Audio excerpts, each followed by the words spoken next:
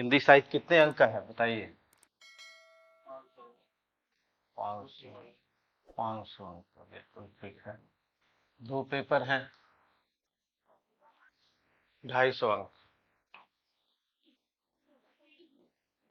प्रथम पत्र और 250 अंक का द्वितीय पत्र।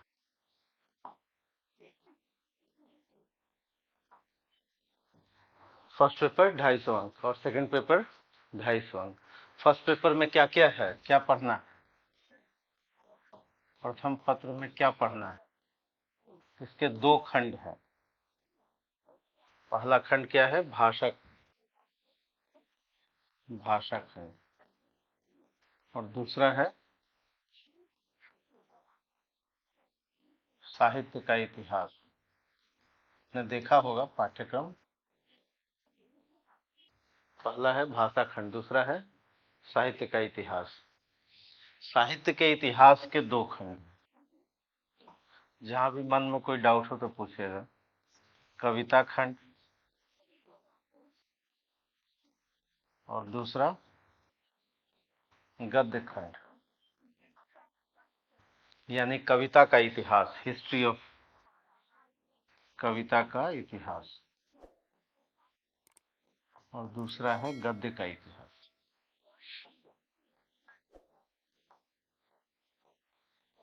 कविता का इतिहास और गद्य का इतिहास ये है। देखिए, भाषा खंड से हम लोग प्रारंभ करेंगे। भाषा खंड में क्या क्या पढ़ना है? भाषा खंड में सबसे पहले आपको पढ़ना है अपभ्रंश। नोट कीजिए, अपभ्रंश, अवहट और प्रारंभिक हिंदी या आरंभिक हिंदी।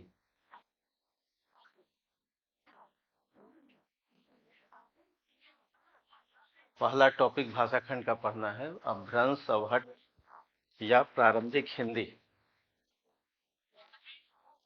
या आरंभिक हिंदी। और इसमें पढ़ना क्या है? व्याकरणिक विशेषता। व्याकरणिक विशेषता, अपभ्रंश, अवहट और प्रारंभिक हिंदी की प्रारंभिक विशेषता और इसका अनुप्रयुक्त स्वरूप।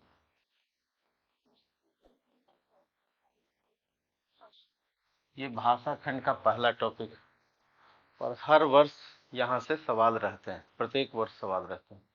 इस वर्ष सिविल सेवा 2023 में 2023 में जो सवाल पूछे गए मुख्य परीक्षा में, आपको पता होगा, इसमें सवाल इस टॉपिक से पूछे गए आरंभिक हिंदी की विशेषता। ये सवाल पूछा गया सिविल सेवा 2023। आरंभिक हिंदी की प्रमुख विशेषता, और ये प्रश्न था 10 अंक का।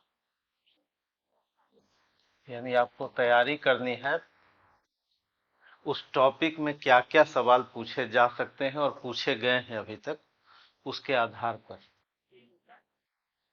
तो इसको हम लोग पढ़ेंगे। अब इसके बाद क्या पूछे जाएंगे? जैसे इस वर्ष पूछा गया आरंभिक हिंदी की विशेषता, 2024 में क्या पूछा जाएगा इसको भी देखेंगे। यानी सिविल सेवा 2024 2025 में क्या प्रश्न होंगे, इस पे हम लोग चर्चा करेंगे। इस टॉपिक में क्या पूछा गया इस वर्ष? आरंभिक हिंदी की विशेषता, जो पहला टॉपिक है भाषा खंड का, अपभ्रंश, अवहट और प्रारंभिक हिंदी और इसकी व्याकरणिक विशेषता तथा उसका अनुप्रयुक्त स्वरूप। और इसमें सिविल सेवा 2023 में जो सवाल पूछे गए, आरंभिक हिंदी की विशेषता 10 अंक का सवाल। और अब हम लोग जानेंगे कि 2024-25 में क्या प्रश्न पूछे जाएंगे। दूसरा जो टॉपिक है वो है मध्यकाल में, मध्यकाल में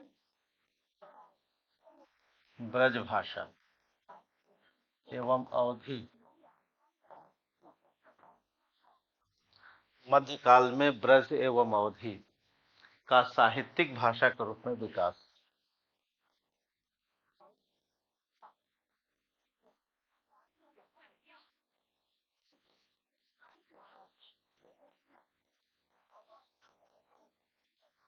ये दूसरा टॉपिक है, भाषा विज्ञान का जो दूसरा टॉपिक है, मध्यकाल में ब्रज एवं अवधि का साहित्यिक भाषा के रूप में विकास। और इसमें जो सवाल पूछे गए इस वर्ष सिविल सेवा 2023, इस टॉपिक से जो सवाल पूछे गए वो ब्रज से पूछे गए। ये वाला हिस्सा पूछा गया, ब्रज से पूछे गए। क्या पूछे गए? सिविल सेवा 2023 में देखिए इस टॉपिक से पूछा गया सवाल कि ब्रज के विकास में मध्यकालीन कृष्ण भक्त कवियों का योगदान।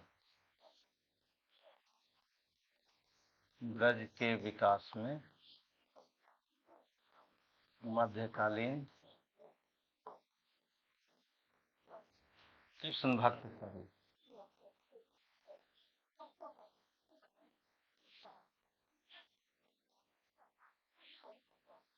का योगदान। यानी आपने अभी तक दो टॉपिक देखा और इन दो टॉपिक में मध्यकाल में ब्रज एवं अवधि का साहित्यिक भाषा के रूप में विकास दूसरा टॉपिक, और इसमें सिविल सेवा 2023 में क्या पूछा गया इस टॉपिक से? ब्रज के विकास में मध्यकालीन कृष्ण भक्त कवियों का योगदान। और जो पहला टॉपिक था अभ्रंश अवहट और प्रारंभिक हिंदी, इसमें आपसे पूछा गया आरंभिक हिंदी की विशेषता, और दूसरा इसी में सवाल पूछा गया था अभ्रंश की व्याकरणिक विशेषता। सिविल सेवा 2023 अभ्रंश की व्याकरणिक विशेषता।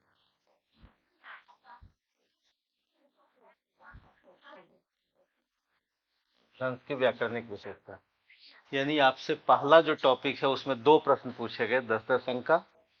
एक तो अभ्रंश की व्याकरणिक विशेषता और दूसरा पूछा गया आरंभिक हिंदी की विशेषता। फिर हम लोग जानेंगे कि 2024-25 में क्या प्रश्न हो सकते हैं। दूसरा टॉपिक था कि मध्यकाल में ब्रज एवं अवधि का साहित्यिक भाषा के रूप में विकास, और इसमें सिविल सेवा 2023 में जो सवाल पूछा गया ब्रज के विकास में मध्यकालीन कृष्ण भक्त कवियों का योगदान। अब हम लोग देखते हैं कि आखिर तीसरा टॉपिक क्या है। ये आप समझ गए। भाषा खंड में 9 या 10 टॉपिक हैं। पहला टॉपिक है अभ्रंश अवहट और प्रारंभिक हिंदी, और इसमें यह सवाल सिविल सेवा 2023 का है। दूसरा टॉपिक है मध्यकाल में ब्रज एवं अवधि का लिटरेचर साहित्यिक भाषा के रूप में इसका क्या विकास हुआ, और इसमें जो प्रश्न पूछे गए कि ब्रज के विकास में मध्यकालीन कृष्ण भक्त कवियों का योगदान क्या है। अब हम लोग देखेंगे तीसरा टॉपिक क्या है। तीसरा टॉपिक भाषा खंड। भाषा खंड का तीसरा टॉपिक क्या है? और तीसरा टॉपिक है सिद्ध एवं नाथ साहित्य।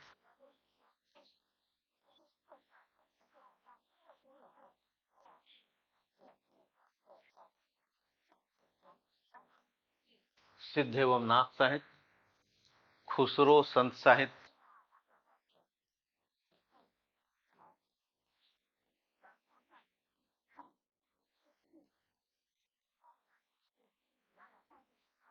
खुसरो संत साहित्य,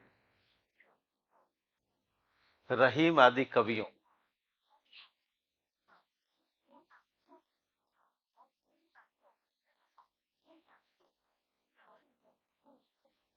रहीम आदि कवियों, और दक्षिणी हिंदी में खड़ी बोली का,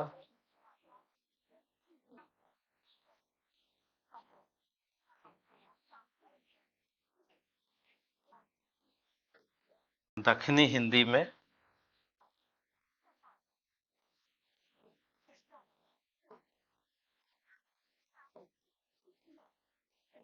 खड़ी बोली का प्रारंभिक स्वरूप।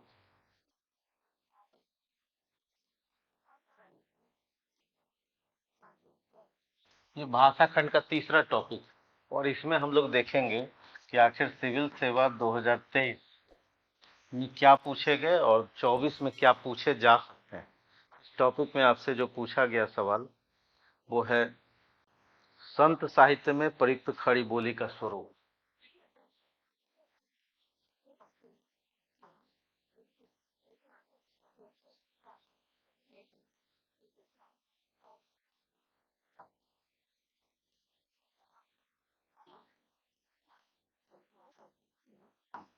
ये इस वर्ष पूछा गया सवाल इस टॉपिक से। जो तीसरा टॉपिक, इसका मतलब ये है कि अब आपसे जैसे ये संत साहित्य पूछा गया, सिविल सेवा 2023 में संत साहित्य पूछा गया, तो 24 के लिए क्या पूछा जाएगा? ये खुसरो पूछे जाएंगे या रहीम पूछे जाएंगे, ये तीन। और चौथा है दक्षिणी हिंदी। यानी इसमें अगर 5 टॉपिक है तो संत साहित्य सिविल सेवा 2023 में पूछा गया, तो सिविल सेवा 2024 के लिए क्या बच गया? यानी सिविल सेवा 2024 अगले वर्ष जो लोग देंगे उनको क्या क्या तैयार करना है अच्छे से? हाँ, सिद्धनाथ, ये तैयार करना है, दूसरा ये तैयार करना है, तीसरा ये, और चौथा दक्षिणी हिंदी। यानी इसको ज्यादा फोकस करना है और संत साहित्य पर आप कम भी फोकस कर सकते हैं। तो ये तीसरा टॉपिक है भाषा खंड का। कुल हमारे पास 10 टॉपिक हैं भाषा खंड में, और हम लोग एक एक करके देख रहे हैं कि पिछले वर्ष सिविल सेवा 2023 में उस टॉपिक से क्या पूछे गए और 2024 में आपको कौन सी तैयारी करनी है। इसके बाद जो चौथा टॉपिक है, फोर्थ भाषा विज्ञान का जो चौथा टॉपिक है, वो है 19वीं शताब्दी में खड़ी बोली और नागरी लिपि का विकास। 19वीं सदी में खड़ी बोली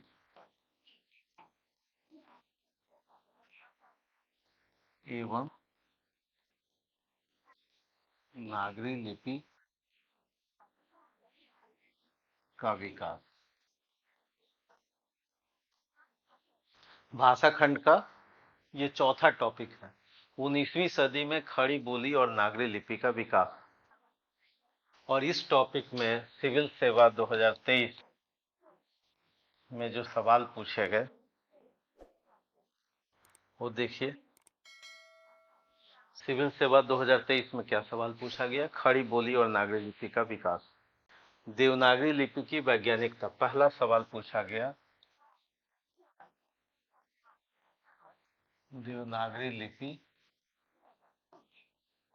की वैज्ञानिकता, ये 10 अंक का सवाल पूछा। नागरी लिपि कहिए या देवनागरी कहिए, बात एक ही। नागरी लिपि कहिए या देवनागरी। तो जो चौथा टॉपिक था भाषा खंड का, 19वीं सदी में खड़ी बोली और नागरी लिपि का विकास, इस टॉपिक से जो पूछा गया सिविल सेवा 2023 का सवाल, देवनागरी लिपि की वैज्ञानिकता, ये 10 अंक का सवाल था। और इसके बाद आपसे पूछा गया 19वीं सदी में खड़ी बोली के रूप में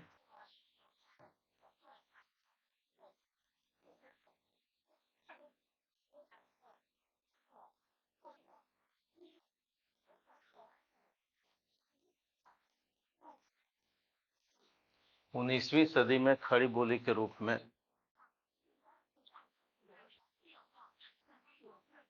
साहित्यिक भाषा,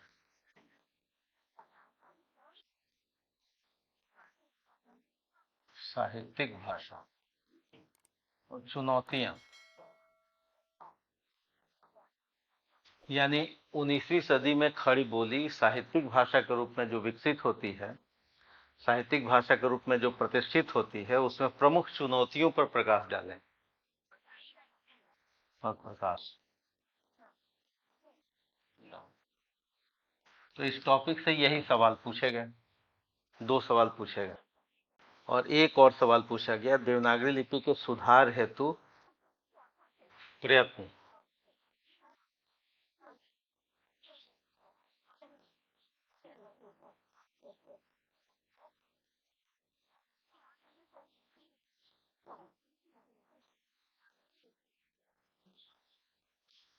यानी आप देखिए इस टॉपिक से 3 प्रश्न पूछे गए। कब? सिविल सेवा 2023 में। इसका मतलब है कि सिविल सेवा 2024 में इस टॉपिक से कम प्रश्न होंगे, कम प्रश्न होंगे। और यह क्या हो सकता है? देवनागरी लिपि की वैज्ञानिकता पूछा गया, देवनागरी लिपि में सुधार के उपाय भी पूछा गया। यानी आपसे गुण और दोष की बात की गई। वैज्ञानिकता का मतलब क्या है? इसकी क्वालिटी, गुण।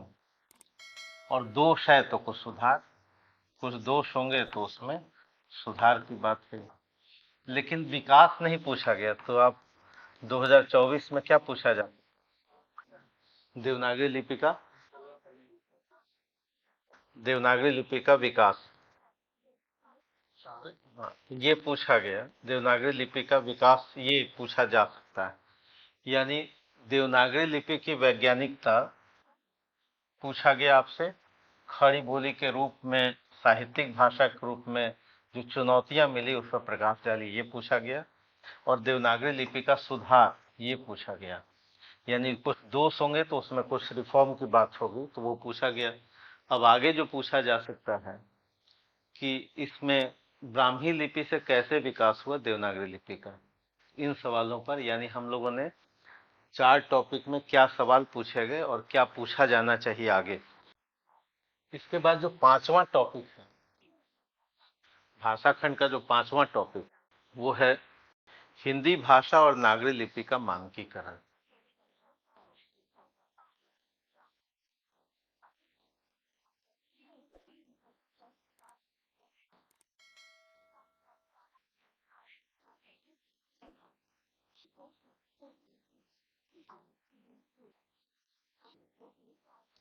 हिंदी भाषा एवं नागरी लिपि का मानकीकरण, ये है 5वां टॉपिक आपका। और हिंदी भाषा एवं नागरी लिपि का मानकीकरण, इसमें जो पूछा गया, हिंदी भाषा और नागरी लिपि दोनों का मानकीकरण, यानी आपसे पूछा जा रहा है हिंदी भाषा का मानकीकरण और नागरी लिपि का मानकीकरण, ये सवाल पूछा गया। हाँ, मानकीकरण का मतलब होता है मानक, मानक का मतलब स्टैंडर्ड, यानी अगर एकीकृत हो और समान रूप से स्वीकृत हो,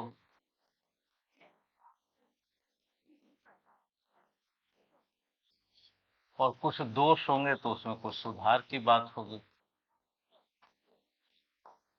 दोष होंगे उसमें कुछ सुधार की बात होगी, इसी को हम क्या कहते हैं? मानकीकरण कहते हैं। इस जो टॉपिक है, पांचवा टॉपिक, पांचवा टॉपिक था हिंदी भाषा और नागरी लिपि का मानकीकरण।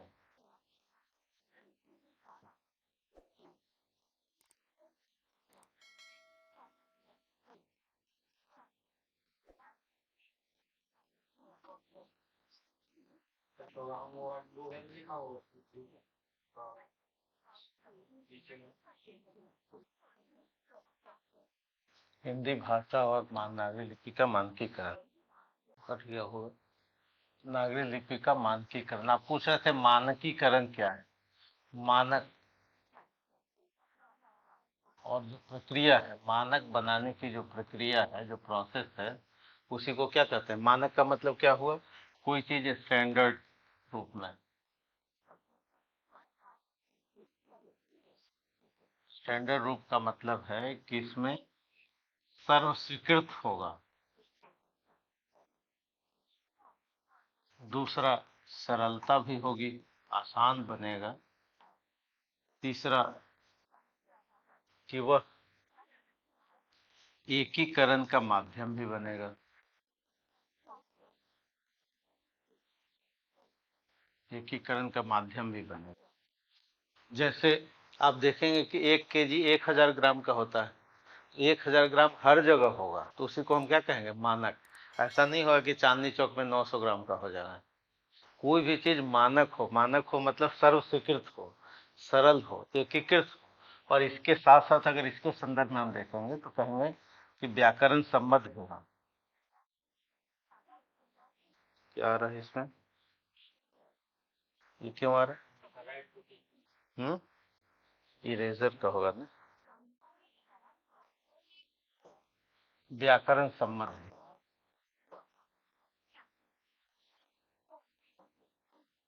अब इस टॉपिक में जब देखेंगे कि हिंदी भाषा और नागरी लिपि के मानकीकरण में आपसे पूछा क्या गया, तो देवनागरी लिपि में सुधार पूछा गया, ये सवाल सिविल सेवा 2023, लिपि में सुधार पूछा गया। एक सवाल तो ये पूछा गया। दूसरा सवाल आपसे पूछा गया, हिंदी भाषा के मानकीकरण में द्विवेदी युग का योगदान।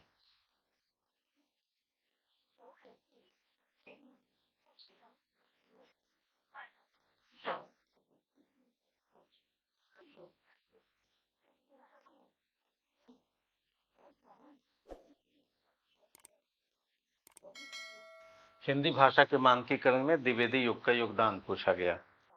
द्विवेदी युग, द्विवेदी युग का क्या मतलब है?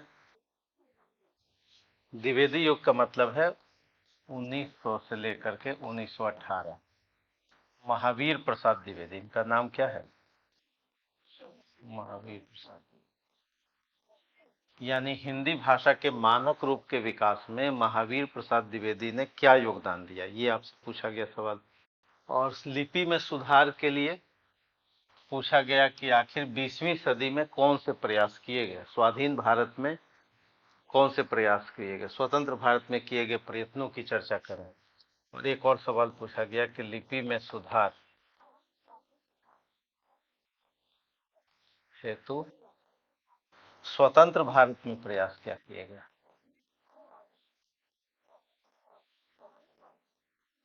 स्वतंत्र भारत में प्रयास क्या किए गए। तो ये 5वां टॉपिक था और सिविल सेवा 2023 में ये प्रश्न पूछे गए। इसी के आधार पर हम लोग देखेंगे कि आखिर 2024 में के लिए इस टॉपिक से हमको क्या तैयार करना है। उसके बाद जो छठा टॉपिक है, भाषा खंड का जो छठा टॉपिक है वो देखिए, स्वतंत्रता आंदोलन के दौरान राष्ट्रभाषा के रूप में हिंदी का विकास।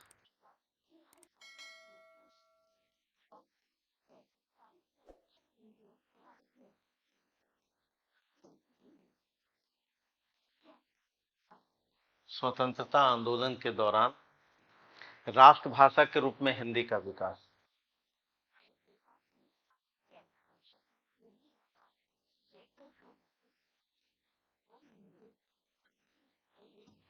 राष्ट्रभाषा के रूप में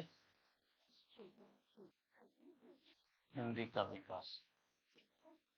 यानी आपसे सवाल ये पूछा जा रहा है कि जो फ्रीडम स्ट्रगल है उसमें, उस दौरान, फ्रीडम स्ट्रगल का मतलब, स्वतंत्रता आंदोलन का मतलब, स्वतंत्रता आंदोलन का मतलब है कि 19वीं सदी और 20वीं सदी, 1947 से पहले, और नेशनल लैंग्वेज के रूप में हिंदी का विकास कैसे हुआ, राष्ट्रभाषा के रूप में हिंदी का विकास। और इस टॉपिक से, यानी लगभग हर टॉपिक से सवाल रहते हैं। सिविल सेवा 2023 में देखिए क्या सवाल पूछा गया।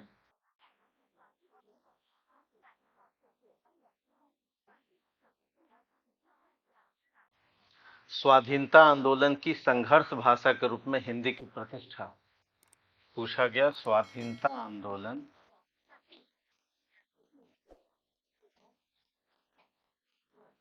की संघर्ष भाषा के रूप में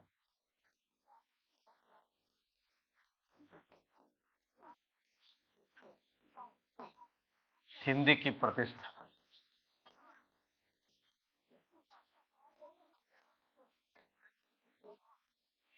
हिंदी की प्रतिष्ठा, स्वाधीनता आंदोलन की संघर्ष भाषा के रूप में हिंदी की प्रतिष्ठा पर विचार करें।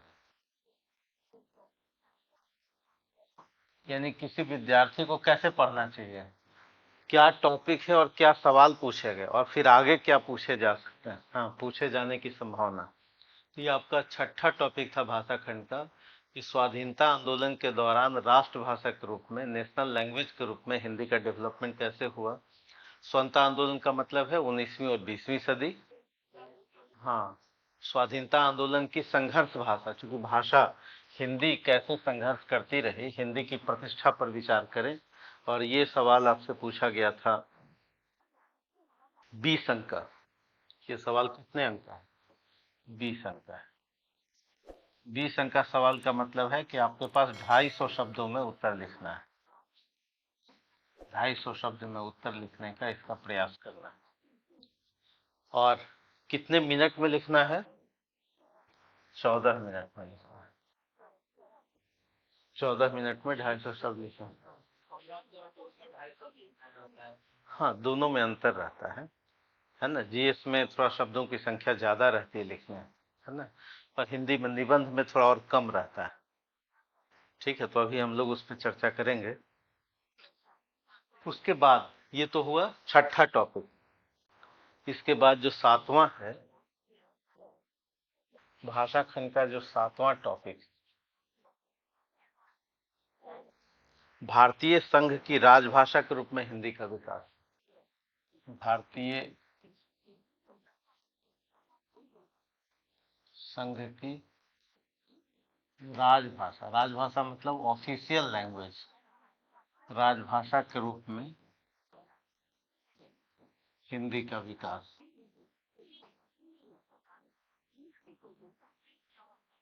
भारतीय संघ की राजभाषा, ऑफिशियल लैंग्वेज के रूप में हिंदी का विकास, ये आपका सातवां टॉपिक है भाषा खंड का। और इसमें जो सवाल पूछा गया, स्वाधीन भारत में हिंदी प्रयोग के नवीन अध्याय, सिविल सेवा 2023। सिविल सेवा 2023 में देखिए क्या पूछा गया। सिविल सेवा 2023, इसमें पूछा गया स्वाधीन भारत में हिंदी प्रयोग।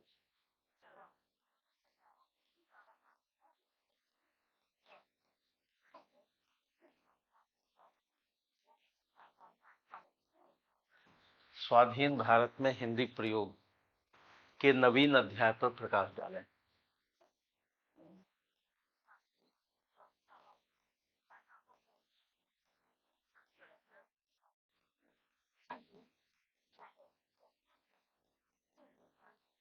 स्वाधीन भारत में हिंदी प्रयोग के नवीन अध्याय पर प्रकाश डालें। ये 15 अंक का सवाल। 15 है। 15 अंक का मतलब है कि आपको लिखना है 150 से लेकर के 200 शब्द, और कम से कम 11 मिनट में इसको लिख जाना है। 15 अंक का सवाल पूछा गया, राजभाषा के रूप में हिंदी। उसके बाद आठवां टॉपिक है। इस तरह से हम लोग एक एक करके टॉपिक को देख रहे हैं, नोट कर लिया। अब आठवां टॉपिक है, भाषा खंड का जो आठवां टॉपिक है, हिंदी भाषा का वैज्ञानिक और तकनीकी विकास।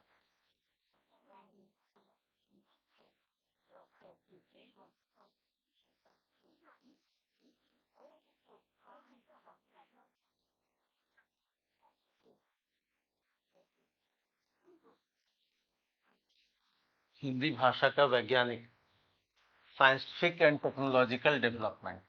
हिंदी भाषा का वैज्ञानिक और तकनीकी विकास, ये आपका है टॉपिक आठवां। और इस आठवें टॉपिक में जो आपसे सवाल पूछे गए, विज्ञान और तकनीक की भाषा के रूप में हिंदी का विकास, सिविल सेवा 2023। देखिए क्या पूछा गया सवाल, विज्ञान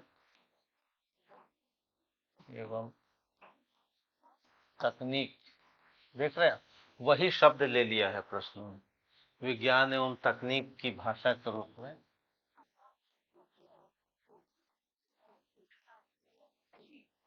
हिंदी का विकास।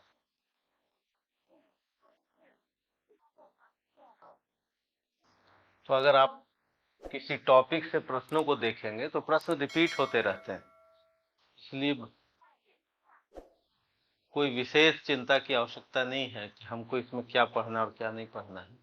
तो सिविल सेवा 2023 का ये सवाल था, टॉपिक था हिंदी भाषा का वैज्ञानिक एवं तकनीकी विकास, और इसमें सिविल सेवा 2023 में जो सवाल पूछा गया, विज्ञान एवं तकनीक की भाषा के रूप में हिंदी का विकास। बहुत सीधा सरल सवाल था। इसके बाद जो 9th टॉपिक है, हिंदी की प्रमुख बोलियां और उनका अंतर संबंध। हिंदी की प्रमुख बोलियां,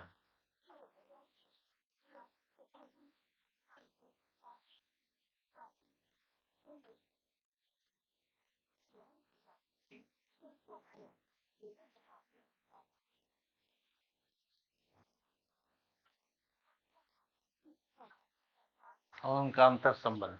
हिंदी की प्रमुख बोलियां और उनका अंतर संबंध, ये 9वां टॉपिक है।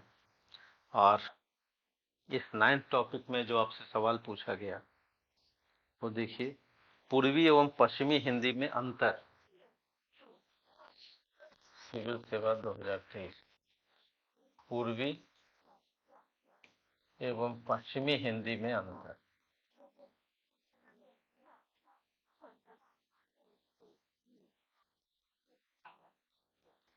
पूर्वी एवं पश्चिमी हिंदी में अंतर, इस टॉपिक से ये सवाल पूछा गया। और दूसरा सवाल पूछा गया, राजस्थानी वर्ग की प्रमुख बोलियां।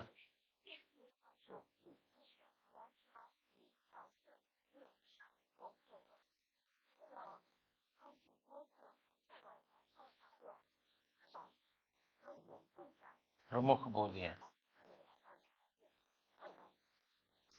राजस्थानी वर्ग की प्रमुख बोलियां, ये सवाल पूछा गया। सिविल सिविल सेवा 2023 में 2 प्रश्न पूछे गए। हिंदी की प्रमुख बोलियां और उनका अंतर संबंध। या एक और सवाल इसी में जोड़ लीजिए, संत साहित्य में खड़ी बोली।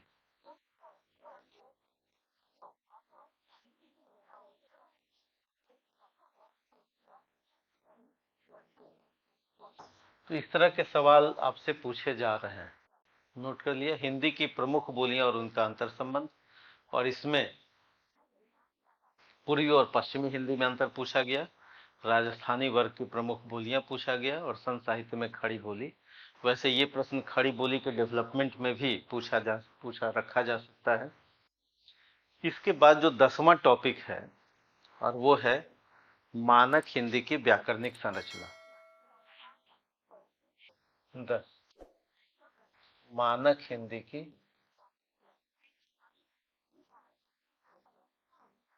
व्याकरणिक संरचना।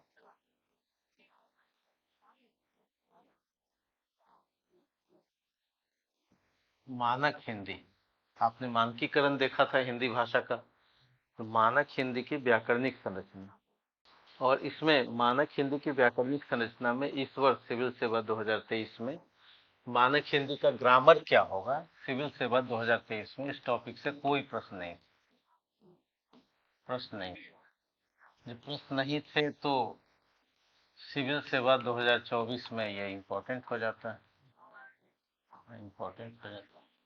कि मानक हिंदी की व्याकरणिक संरचना पर और मानक हिंदी के स्वरूप पर, मानक हिंदी की व्याकरणिक संरचना और स्वरूप पर सवाल पूछे जाएं।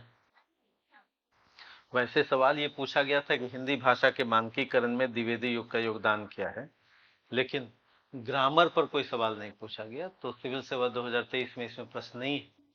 सिविल सेवा 2024 में इस पर पूछा जा सकता है। यानी भाषा खंड में आपने देखा कि भाषा खंड जो यूपीएससी का है, यूपीएससी का जो पाठ्यक्रम है, और इस पाठ्यक्रम में कुल कितने टॉपिक हुए? हाँ, कुल 10 टॉपिक, कुल 10 टॉपिक है। और इस कुल 10 टॉपिक में सवाल हमने हर टॉपिक से क्या क्या पूछा है ये बताया, और फिर आगे इसी आधार पर आपको तैयारी करनी। यदि आपने अभी देखा, प्रथम पत्र हम लोग पढ़ रहे थे, फर्स्ट पेपर यूपीएससी के लिए, और फर्स्ट पेपर में आपने देखा था कि 2 खंड थे, भाषा खंड और दूसरा खंड क्या था, साहित्य का इतिहास, हिस्ट्री ऑफ लिटरेचर, साहित्य का इतिहास। और साहित्य के 2 संतान हैं, आप ये भी जानते हैं। एक संतान का नाम कविता और दूसरे संतान का नाम गद्य, और दोनों की हिस्ट्री पढ़नी, यानी कैसे डेवलपमेंट हुआ ये जानना।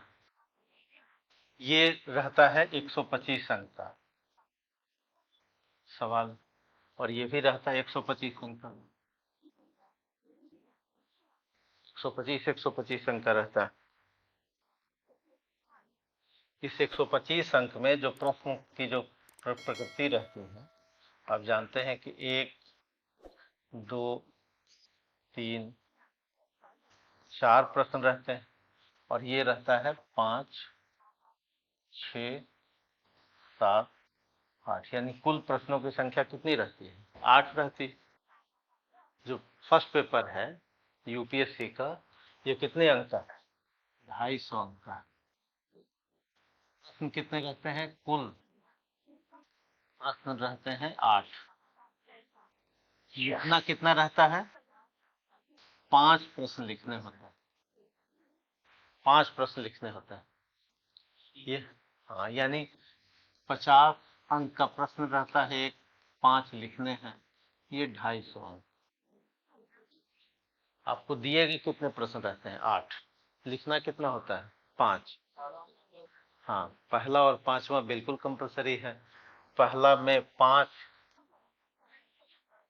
ये 5 टिप्पणी का सवाल रहता है, ये अनिवार्य रहता है। ये क्या रहता है? अनिवार्य। और पांचवा भी अनिवार्य रहता है, इसमें भी 5 टिप्पणी रहती है, 5 टिप्पणी रहती है। और एक टिप्पणी कितने अंक का रहता है? 10 अंक, यानी 50 अंक होता है। तो पहला और पांचवा तो अनिवार्य है। दूसरा और तीसरा में 3 तरह के सवाल रहते हैं, 20 अंक का, 15 अंक का और 15 अंक का। यहाँ भी 3 तरह के सवाल रहेंगे, 20 अंक, 15 अंक और 15 अंक। यहाँ भी 3 तरह के सवाल रहेंगे, 20, 15, 15। तो आपको लिखना कितना है? टोटल 5 लिखना है। तो या तो इसमें से आप 2 और लिख लीजिए, तो फिर इसमें से कितना लिखना है? 1। ठीक है। या यहां से अगर 1 लिखेंगे तो यहां से फिर कितना लिखना होगा? 2 प्रश्न लिखने होंगे। लेकिन ऐसा आप नहीं कर सकते कि 20 अंक का ये लिख लिया, 15 अंक का ये लिख लिया, इस तरह से नहीं कर। कोई एक ही सवाल, यानी अगर आपने दूसरा चयन किया है तो दूसरे चयन में ये तीनों प्रश्न लिखने पड़ेंगे। तीसरा चयन किया है तो तीनों। यानी ज्यादातर लोग जो अच्छे अंक लाते हैं वो कैसा लिखते हैं? यहीं से 2 प्रश्न करते हैं। यानी भाषा खंड से कितना प्रश्न किया इन्होंने? पहला तो अनिवार्य है, 2 और, यानी 3 प्रश्न किए। भाषा खंड से कितना प्रश्न लिखा? 3 प्रश्न। और यहां से कितना लिखा? पांचवा तो अनिवार्य है, तो यहां से 2 प्रश्न। सामान्यतः लोग ऐसा करते हैं। ये भी हो सकता है कि यहां से हम 2 प्रश्न करें, वहां से 3 प्रश्न करें। ये जो 3 प्रश्न है, यानी 50 गुना 3, यानी 150 अंक की तैयारी के लिए भाषा खंड को पढ़ना है।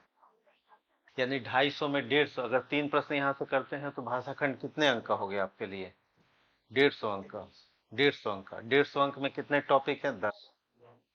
और 10 टॉपिक और क्या सवाल आएंगे? लगभग आउट है।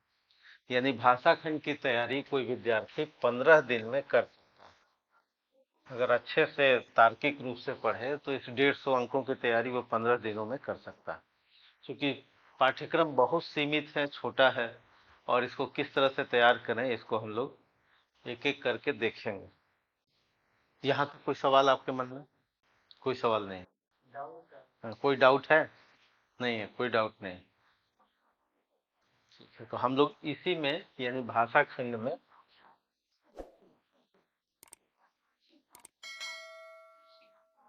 भाषा खंड जो यूपीएससी का पाठ्यक्रम है, इसमें सबसे पहले इसको जाने कि भाषा का क्या मतलब है। भाषा यानी भाष प्लस आ, ये सफिक्स है जिसको आप प्रत्यय कहते हैं। ये क्या है? प्रत्यय। यानी इसका मतलब क्या है? इसका मतलब है संवाद, इसका मतलब है संप्रेषण। यानी इसका मतलब है अपनी बात, अपने विचार, अपने उद्देश्य, आप अपने मन की जो बात है, अपने विचार है, जो उद्देश्य है, जो कहना चाहते हैं, वो कह सकते हैं, दूसरे तक पहुंचाना।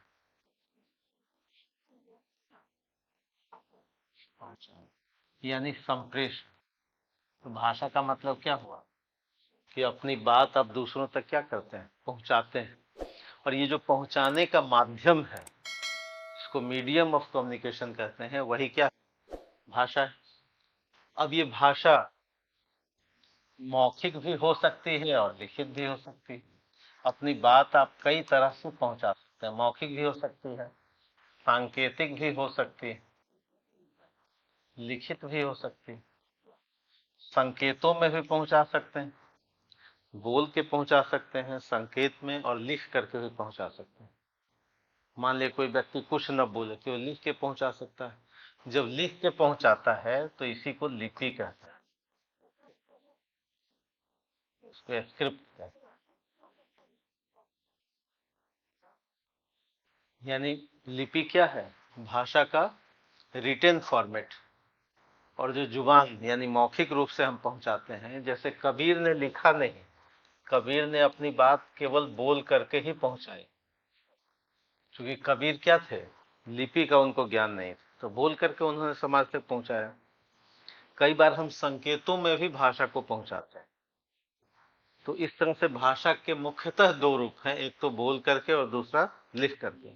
तो जो लिखित रूप है वो लिपि, यानी आपको मौखिक वाला भी पढ़ना है और लिपि जो लिखित है उसको भी पढ़ना है। ये जो भाषा का जो विकास है, जिसको हम कहते हैं कि भारतीय आर्य भाषा परिवार, भारतीय आर्य भाषा, भारत की जो आर्य भाषा है उसमें आपने सुना होगा कि प्राचीन आर्य भाषा है, मध्यकाल की है, मध्यकालीन आर्य भाषा और आधुनिक।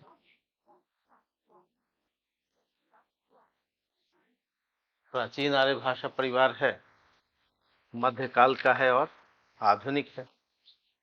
प्राचीन आर्य भाषा का मतलब है संस्कृत।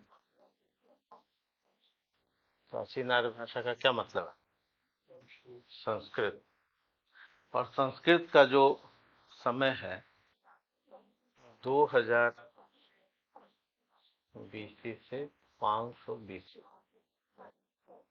प्राचीन आर्य भाषा का हम लोग समय क्या रखते हैं? 2000 बीसी से 500 बीसी। और मध्यकालीन आर्य भाषा का समय रखते हैं 500 बीसी से 1000 ईस्वी, लगभग, अप्रोक्स, लगभग। और आधुनिक आर्य भाषा का समय है 1000 ईस्वी से लेकर के आज तक। आधुनिक आर्य भाषा का समय क्या है? 1000 ईस्वी से लेकर के अब तक, आज तक। हाँ, बता रहे हैं।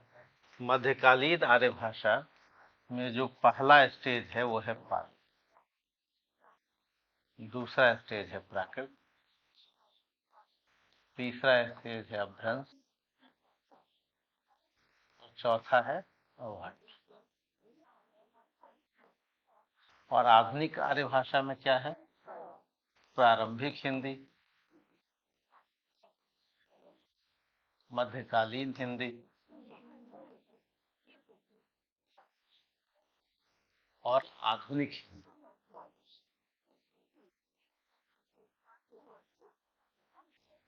तो आपका पाठ्यक्रम कहाँ से शुरू होता है? यहाँ से शुरू होता है, मध्यकालीन आर्य भाषा से।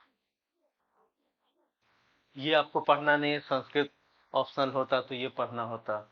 मध्यकालीन आर्य भाषा में ये भी दोनों नहीं पढ़ना है।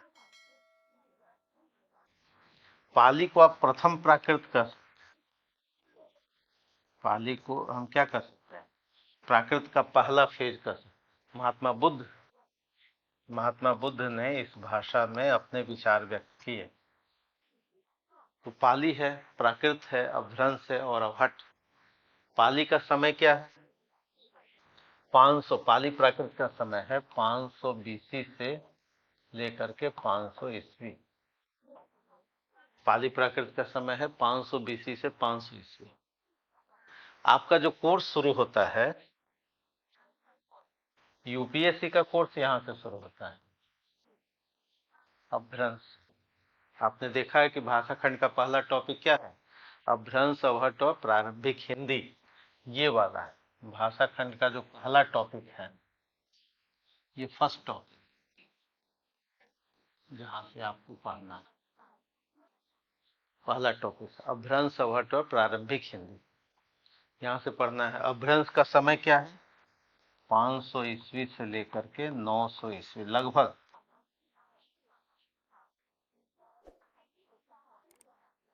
500 से 900 ईस्वी। और इसका समय है 900 से लेकर के 1100 ईस्वी। और प्रारंभिक हिंदी का समय है 1000 से लेकर के 1400 ईस्वी। प्रारंभिक हिंदी का समय है 1000 से 1400 ईस्वी। आईएएस का पाठ्यक्रम, जो हिंदी लिटरेचर का पाठ्यक्रम है, वो कहाँ से शुरू होता है? अभ्रंश से। यानी ये भाषा अभ्रंश कहाँ से आई होगी? संस्कृत, पाली, प्राकृत, और उसके बाद जो डेवलपमेंट है वो है अभ्रंश, अवहट और प्रारंभिक हिंदी। और मध्यकालीन हिंदी में आपको क्या क्या पढ़ना है? आपके कोर्स में अवधी पढ़ना है, ब्रज पढ़ना है, खड़ी बोली मुख्य रूप से पढ़ना, और भी बोलियां पढ़नी हैं, लेकिन 3 मुख्य रूप से। तो आपका जो टॉपिक है वो आधुनिक आर्य भाषा में प्रारंभिक हिंदी और मध्यकालीन आर्य भाषा में अभ्रंश और अवहट से पढ़ना है। मध्यकालीन हिंदी में कौन कौन सा भाषा विज्ञान में पढ़ना है? अवधी, ब्रज और खड़ी बोली। और आधुनिक हिंदी में क्या पढ़ना है? राष्ट्रभाषा, राजभाषा और मानकीकरण, लिपि का और भाषा का, लिपि और भाषा का मानकीकरण। तो ये आपका पाठ्यक्रम है। तो हम लोग एक एक करके इस पाठ्यक्रम को पढ़ेंगे। यानी आज आपने क्या पढ़ा? आज आपने पढ़ा कि भाषा खंड का सिलेबस क्या है, पाठ्यक्रम क्या है, जो 10 टॉपिक है भाषा खंड में, उस 10 टॉपिक में क्या क्या सवाल पूछे गए, और उन सवालों के मद्देनजर, उस सवालों को देखते हुए सिविल सेवा 2024 के लिए, सिविल सेवा 2025 के लिए हम कैसे तैयारी करें। यानी सिविल सेवा 2023 के भाषा खंड के प्रश्नों को देखा आपने, और फिर ये जानने की कोशिश की, यानी भाषा खंड के प्रश्न को देखा, और ये जानने की कोशिश की कि हमारा पाठ्यक्रम कहाँ से शुरू होता है? अभ्रंश से शुरू होता है। यानी मध्यकालीन आर्य भाषा की ये पहली अवस्था है, ये दूसरी अवस्था है, ये तीसरी अवस्था है, और ये चौथी अवस्था। मध्यकालीन आर्य भाषा का जो स्टेज है, पहला स्टेज क्या है? पाली, दूसरा प्राकृत, तीसरा अभ्रंश और चौथा अवहट। तो आपको मध्यकालीन, अगर आपसे कोई पूछे कि अभ्रंश क्या है, तो आप कहेंगे कि मध्यकालीन आर्य भाषा की तृतीय अवस्था है, थर्ड स्टेज है। और अवहट क्या है? मध्यकालीन आर्य भाषा की चौथी अवस्था है। और इसका समय क्या है? 500 से 900 ईस्वी। अवहट का समय है 900 से 1100। और जो प्रारंभिक हिंदी है, यह है आधुनिक आर्य भाषा की पहली अवस्था, आधुनिक आर्य भाषा की पहली अवस्था। प्रारंभिक हिंदी, या इसी को क्या कहेंगे? आरंभिक हिंदी, आरंभिक हिंदी कहेंगे। किसमें? हाँ, यूपीएससी में यहाँ से अभ्रंश से शुरुआत होती है। यानी पाठ्यक्रम कहाँ से शुरुआत होता है? इधर वाले। पाली और प्राकृत पहले उत्तर प्रदेश लोक सेवा आयोग में पढ़ना था, लेकिन उत्तर प्रदेश लोक सेवा आयोग ने अब ऑप्शनल हटा दिया है। बिहार लोक सेवा आयोग में भी पहले पढ़ना था यहीं से, अभ्रंश से। और आईएएस में अभी क्या पढ़ना है? अभ्रंश से पढ़ना। पहला टॉपिक यही है, अभ्रंश अवहट और प्रारंभिक हिंदी की व्याकरणिक विशेषता और उसका अनुप्रयुक्त स्वरूप। और इसी में से जो सवाल पूछे गए, इस पर सवाल पूछा गया कि आरंभिक हिंदी की व्याकरणिक विशेषता बताइए। यानी अगले साल आपसे क्या पूछा जाएगा? अभ्रंश और अवहट से पूछा जाएगा। ये पूछ दिया सिविल सेवा 2023 में। यानी पहले टॉपिक से ये अभ्रंश का सवाल और अवहट का सवाल, ये अगले साल पूछा जाएगा। ठीक है, तो ये था भाषा खंड का सवाल। यहाँ तक कोई प्रश्न है तो पूछिए। कोई प्रश्न है? कोई प्रश्न नहीं है तो हम लोग कल से फिर क्या करेंगे? विधिवत पढ़ेंगे। यानी आज आपने भाषा खंड, यानी पहले हम लोग क्या पढ़ लेते हैं? भाषा खंड पढ़ लेते हैं। ठीक है, 3 हो गए यहाँ से, और वहाँ 5वां एक कर लिया, एक, यानी 150 अंक आपकी तैयारी हो गई। और आसान भी है, 15 दिन में तैयार हो सकता है। अब बिल्कुल रटने की भी बात नहीं, एक बार आप समझ लेंगे तो हो जाएगा। एक बार चीज़ों को समझ लिया जाए तो हो जाता है। विद्यार्थी करते क्या हैं, को प्रिंटेड जो नोट्स रहता है ना कोचिंग का, उसी को रटते रहते हैं। और ऐसा बेवकूफ़ी से रटते हैं कि जो उदाहरण जहाँ दिया हुआ है, तो पहले कहावत नहीं सुने थे कि एक क्लर्क था, फाइल में मक्खी गिर गया था, तो उछल कूद रहा था। किसी ने पूछा क्यों उछल कूद रहे हो? तो सर यहाँ फाइल पे पहले से मक्खी गिरी हुई थी, फिर हम पकड़ रहे हैं मक्खी वहीं चिपकाने के लिए। नहीं। तो विद्यार्थी भी वैसे ही हम एक 15 सालों से देख रहे हैं कि जो शुरुआती दौर के विद्यार्थी होते हैं, कोचिंग में जो उदाहरण जहाँ दिया गया ना, उसी में वो फिट करना चाहते हैं।